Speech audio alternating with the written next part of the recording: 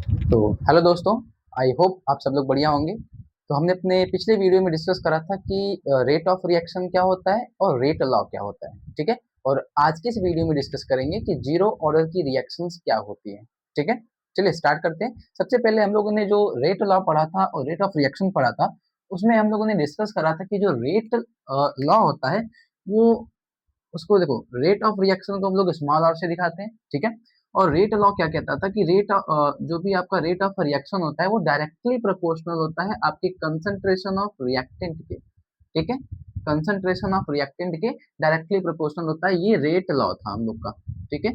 जैसे सपोज करो हमारे पास में एक रिएक्शन है, आर गिव्स आउट पी, मतलब एक रिएक्शन है जिसमें एक रिएक्टेंट है जिसको हम लोग आर नाम देते हैं और प्रोडक्ट है पी फॉर्म करता है, ठीक है।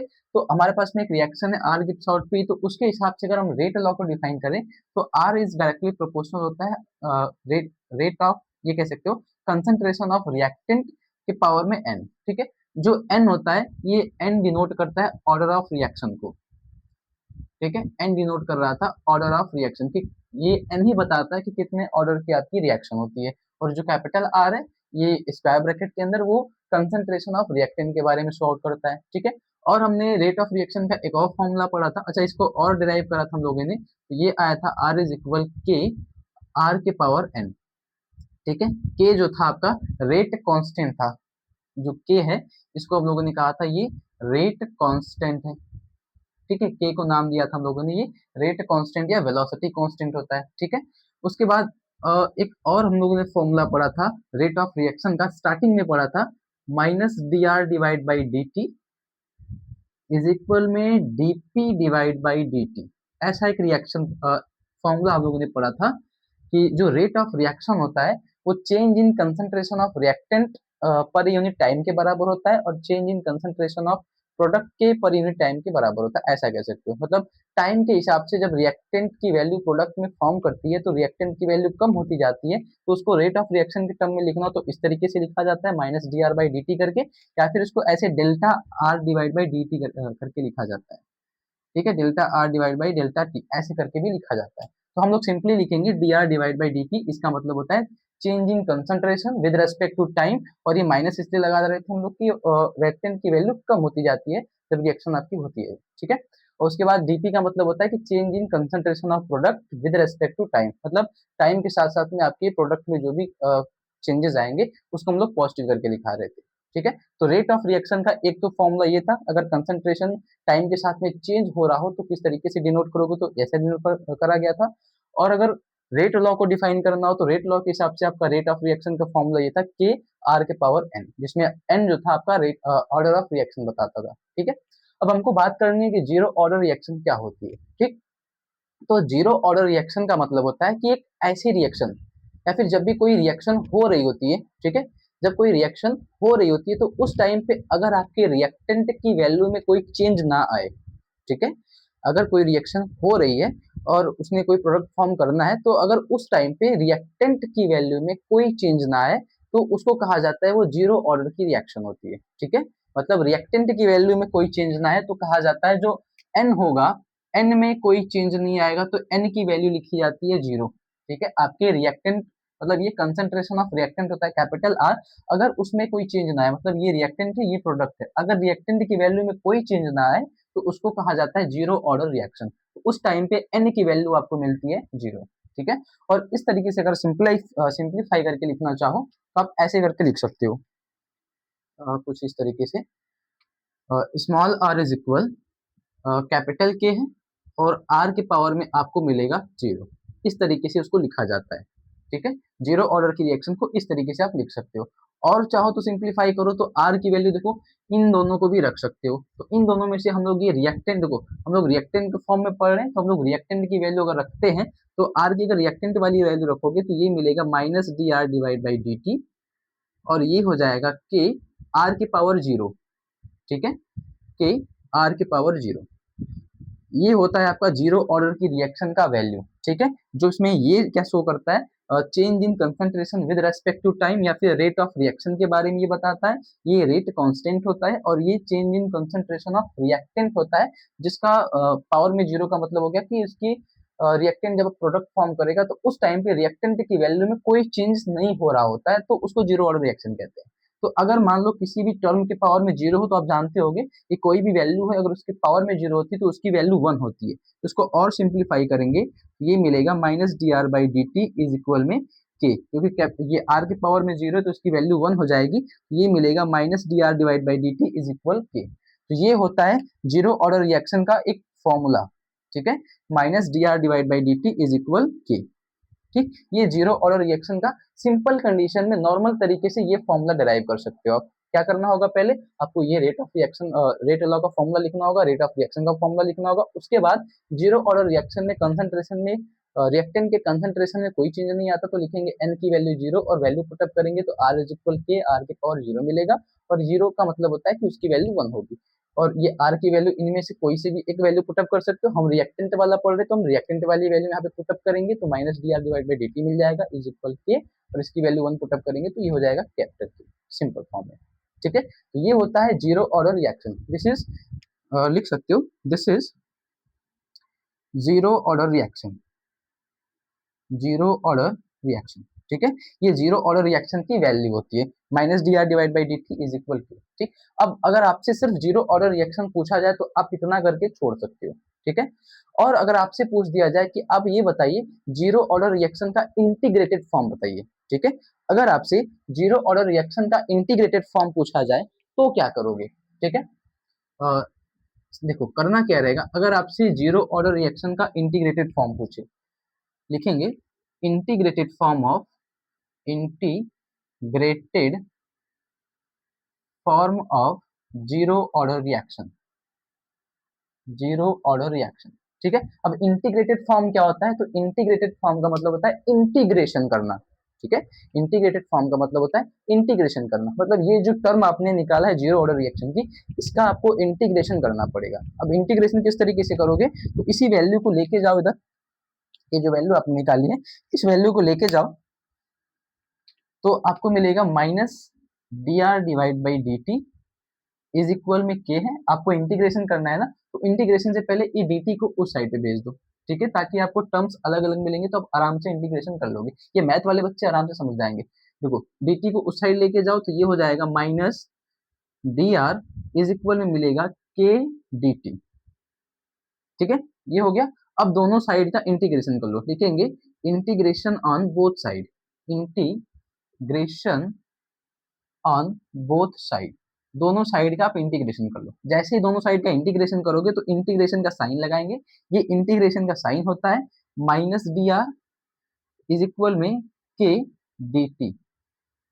ठीक है, इंटीग्रेशन के डी टी। ठीक, अब सुनो, अब जब इंटीग्रेशन करा जाता है तो अगर आपको इंटीग्रेशन आता है तो और अच्छी बात है। ठीक है, नहीं आता तो सिंपली देखो इंटीग्रेशन का नॉर्मली एक फॉर्मूला होता है, अगर आपके पास में वन है और dx है और आपको उसका इंटीग्रेशन निकालना, ये एक फॉर्मूला कह सकते हो, ये एक फॉर्मूला होता है इंटीग्रेशन का। नॉर्मल फॉर्मूला है कि अगर सिर्फ आपके पास में ऐसा लिखा गया, एक वैल्यू लिखी गई ऐसे, इंटीग्रेशन लगाया गया और dx लिखा गया है, तो dx का मतलब होता है आपको x के रेस्पेक्ट में इंटीग्रेशन करना है। अब x के रेस्पेक्ट में इंटीग्रेशन करने के लिए आपके पास में कोई फंक्शन नहीं है, और फंक्शन नहीं है तो सपोज करते जब कुछ नहीं रहता तो हम सपोज करते कि वहां पे वन है। ठीक है, और वन का जब इंटीग्रेशन करते तो वो हमको मिलता है सिर्फ x। ठीक है, ये फॉर्मूला होता है। तो इस तरीके से अगर हम इसमें देखना चाहें तो हमारे पास में देखो डी आर है, dx के जैसा डी आर है, और dt dx के जैसा dt, k को k एक कांस्टेंट टर्म है तो उसको हम लोग बाहर कर लेंगे तो उसकी कोई वैल्यू नहीं मिलेगी। ठीक है, तो k को जब बाहर कर लेंगे तो फिर से अंदर बचेगा केवल dt। तो देखो ऐसा करेंगे, माइनस माइनस को बाहर कर लो, ये हो जाएगा dr, और ये हो जाएगा k को बाहर कर लो तो इंटीग्रेशन हो जाएगा dt। अब देखो ठीक इसके जैसा दिख रहा है। ठीक, मतलब dx dr dt dx same है ना, मतलब इसके आगे एक लगा लो तो कोई फर्क नहीं पड़ने वाला। ठीक है, अगर इनसे पहले एक से मल्टीप्लाई कर लो इनमें तो कोई फर्क नहीं पड़ता। ठीक है, अब जब इंटीग्रेशन करोगे तो जैसे dx का करा गया था तो x मिलता है, वैसे ही अगर dr का करोगे तो आपको मिलेगा r। ठीक है, dr का इंटीग्रेशन करोगे तो मिलेगा r, और dt का करोगे तो आपको मिलेगा t, और ये माइनस आपका। ठीक है, ये इंटीग्रेशन का आपको सिंपल वैल्यू मिलेगी। और एक चीज, इंटीग्रेशन में देखो दो मेथड्स होते हैं। एक होता है ये कह सकते हो फिक्स इंटीग्रेशन या लिमिट वाली इंटीग्रेशन होती है, और एक होती है बिना लिमिट वाली इंटीग्रेशन। ठीक है, लिमिट का मतलब होता है कि इधर एक वैल्यू दी रहेगी कि आपको -1 से +1 तक इंटीग्रेशन करना है, ऐसा कुछ 0 से 1 तक करना है, तो उसको लिमिट वाली कहा जाता है। ठीक है, उसको फिक्स वैल्यू कहा जाता है। ठीक है, तो अगर वैसा इंटीग्रेशन होता है तो नॉर्मली आपको ये फॉर्मूला मिलेगा। ठीक है, लिमिट की वैल्यू पुट अप करके आप आंसर निकाल दो। पर अगर लिमिट नहीं है आपके पास में, ठीक है, तो अपनी तरफ से एक कांस्टेंट टर्म यूज करा जाता है। ठीक है, अगर आपके पास में लिमिट वाली इंटीग्रेशन नहीं है तो आपको इंटीग्रेशन करने के बाद ये प्लस सी या फिर कोई भी एक कांस्टेंट टर्म अपनी तरफ से यूज करा जाता है, तो हम लोग यूज करेंगे प्लस सी, जो कि सी एक आपका कांस्टेंट टर्म है, इंटीग्रेशन कांस्टेंट टर्म होता है, ये यूज करना पड़ता है, ये इंटीग्रेशन का रूल होता है। ठीक है, अब आगे सुनो, ये हो गया। अब आपको इंटीग्रेटेड फॉर्म निकालना था, तो ये तो आपका एक काम हुआ कि आपने अभी इंटीग्रेशन करके निकाला है। अब कहीं से अगर इस सी की वैल्यू पता करके आप निकाल लो तो आपको पूरा फॉर्मूला मिल जाएगा। ठीक है, कहीं से अगर सी की वैल्यू निकाल लो जो हमने अपने से यूज करते हैं हम लोग। ठीक है, ये इंटीग्रेटेड टर्म का इंटीग्रेशन का ये कांस्टेंट टर्म होता है। ठीक है, जो करना पड़ता है, यूज करना पड़ता है, अगर आपके पास में कोई लिमिट नहीं है तो करना पड़ेगा। तो अगर आपको लिमिट मिल जाए तो जैसे हम सपोज कर लेते हैं हमारे पास में एक लिमिट हम मान लेते हैं। ठीक है, लिमिट क्या लोगे, स्टार्टिंग कंडीशन से हम लोग स्टार्ट करते हैं। सपोज करते हैं कि जब टाइम हमारे पास 0 है। ठीक है, लिखते हैं इनिशियल कंडीशन। इनिशियल कंडीशन में, ठीक है, इनिशियल कंडीशन में अगर हम इनिशियल कंडीशन की बात करें तो उस टाइम पे हमारे पास टाइम रहा होगा 0। ठीक है, तो इनिशियल कंडीशन में जब बात करेंगे कि टाइम हमारे पास 0 है, तो उस टाइम पे जो रिएक्टेंट होती है ना, उस रिएक्टेंट को ऐसे लिखा जाता है आर नॉट करके। ठीक है, इनिशियल कंडीशन के लिए रिएक्टेंट को ऐसे आर नॉट करके लिखा जाता है, तो ये शो करता है कि ये इनिशियल कंडीशन में आपकी कंसंट्रेशन ऑफ रिएक्टेंट है, और ये जो होता है ये टी टाइम में आपका कंसंट्रेशन ऑफ रिएक्टेंट है। ठीक है, इसको कहा जाता है कैपिटल आर को concentration of reactant, concentration of reactant eight T time. ठीक है, और ये आर नॉट को कहा जाता है कंसंट्रेशन ऑफ रिएक्टेंट, ठीक है, at T is equal 0 time. ठीक है, इनिशियल कंडीशन में अगर आपको concentration of reactant show out करना हो तो टी इज इक्वल 0 पे उसको आर नॉट लिखेंगे, और टी टाइम पे कंसंट्रेशन शो करना होगा तो उसको आप आर लिखोगे सिंपली। ठीक है, अब ये वैल्यू अगर हम सपोज करो कि ये वैल्यू हम इसमें पुटअप करते हैं कि टी इज इक्वल 0 पे हमारा आर जो है आर नॉट को शो करता है, तो अगर हम इसमें वैल्यू पुटअप करते हैं तो ये हो जाएगा माइनस आर नॉट आर की जगह पे, और टी की जगह पे हमको 0 पुटअप करना है प्लस में सी। ठीक है, तो यहाँ से देखो हमको सी की एक वैल्यू मिल जाएगी, ये 0 हो जाएगा तो सी की वैल्यू मिलेगी माइनस का आर नॉट। ठीक है, और ये सी की वैल्यू अगर हम इस इक्वेशन में पुटअप करते हैं, ठीक है, तो आपको क्या मिलेगा, माइनस का आर इज इक्वल के टी प्लस में, और ये वैल्यू पुटअप कर लो तो माइनस का आर नॉट है। ठीक है, अब माइनस से इसमें मल्टीप्लाई कर लो या फिर माइनस को उस साइड भेज दो, तो ये हो जाएगा R not minus R is equal में के टी, और इस टी से डिवाइड कर लो तो आपको मिलेगा आर नॉट माइनस में आर डिवाइड बाई टी, और ये होता है आपका इंटीग्रेटेड फॉर्मूला। ठीक है, K is equal R not minus R divide by T, ये रेट कांस्टेंट का फॉर्मूला होता है in integrated form in zero order reaction. ठीक है, तो यही आपसे आपको निकालना था कि जीरो ऑर्डर रिएक्शन में रेट ऑफ रिएक्शन का फॉर्मूला क्या होता है, फिर रेट कांस्टेंट का फॉर्मूला क्या होता है। तो इंटीग्रेटेड फॉर्म में ये फॉर्मूला आपको मिलेगा K is equal R not minus R divide by T. ठीक है, तो ये जीरो ऑर्डर रिएक्शन का इंटीग्रेटेड फॉर्म होता है। ठीक है, तो इसको नोट कर लेना। और ये आपका मेन ये कह सकते हो कि जीरो ऑर्डर रिएक्शन की देखो एक तो ये फॉर्मूली थी minus D R by D T is equal, ये सिंपल फॉर्मूला था, और इंटीग्रेटेड फॉर्मूला पूछेगा तो ये आपको करना पड़ेगा K is equal R not minus R divide by T, जिसमें ये के होता है आपका रेट कांस्टेंट, टी होता है टाइम, आर नॉट को कहा जाता है रेट कंसंट्रेशन ऑफ रिएक्टेंट। ठीक है, in initial condition at T time is equal to 0 पे। ठीक है, और आर को कहा जाता है कैपिटल आर को, ये कंसंट्रेशन ऑफ रिएक्टेंट होता है एट टाइम टी। ठीक है, जब रिएक्शन हो जाती है तो उस टाइम पे रिएक्टेंट की वैल्यू ये होती है, और इनिशियल कंडीशन में जब रिएक्टेंट स्टार्ट होती है तो उस टाइम पे रिएक्टेंट की वैल्यू ये होती है, उसको इस तरीके से शो करा जाता है। ठीक है, तो ये होता है आपका integrated form of zero order reaction में रेट कांस्टेंट का value R not minus R divide by T. ठीक है, तो इनको नोट करो, तो हम इनमें कुछ एग्जांपल्स करते हैं। जैसे सपोज करो, मान लो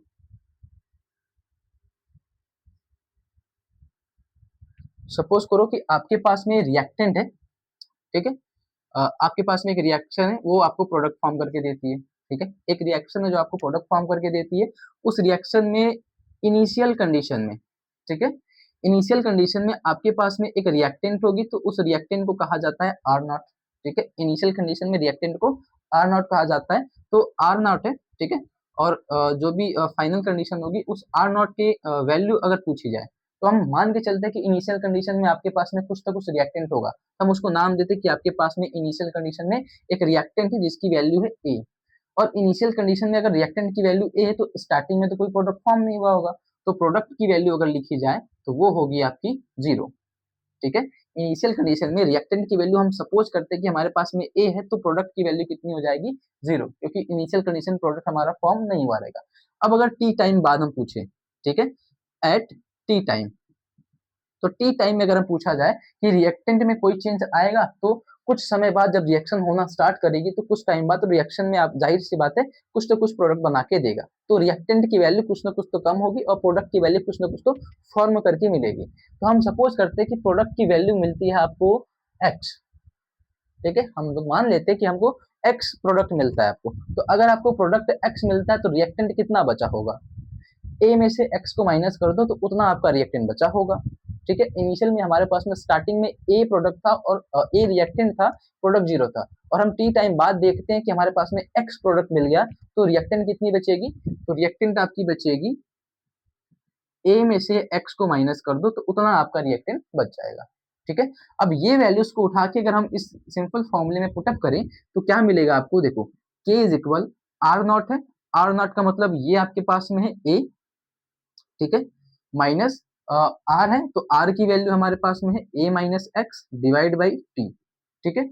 तो के इज इक्वल आपको मिलेगा, देखो ए से ए, ये कह सकते हो ए से आपका कैंसिल आउट हो जाएगा और माइनस माइनस आपका प्लस हो जाएगा, तो ये मिलेगा एक्स डिवाइड बाई टी, मतलब प्रोडक्ट डिवाइड बाई टाइम, ठीक है। कि अगर आपके पास में ए नाम का कोई रिएक्टेंट है जिसकी प्रोडक्ट की वैल्यू आपके पास में अगर एक्स है, तो आपके पास में रेट कांस्टेंट की वैल्यू मिलेगी x divide by T, product divide by time, ठीक है। तो ये एक एग्जांपल कह सकते हो, ऐसा कुछ एग्जांपल या एक फॉर्मूला ही कह सकते हो, ठीक है। एग्जांपल या फॉर्मूला ही मान के चलो कि अगर आपके पास में इनिशियल कंडीशन में ए रिएक्टेंट है और प्रोडक्ट फॉर्म करता है टी टाइम बाद एक्स, तो आपके पास में रेट कांस्टेंट की वैल्यू मिलती है एक्स डिवाइड बाई टी, ठीक है। अब यहीं से चाहो तो आप रेट कांस्टेंट का जीरो ऑर्डर रिएक्शन में यूनिट निकाल सकते हो।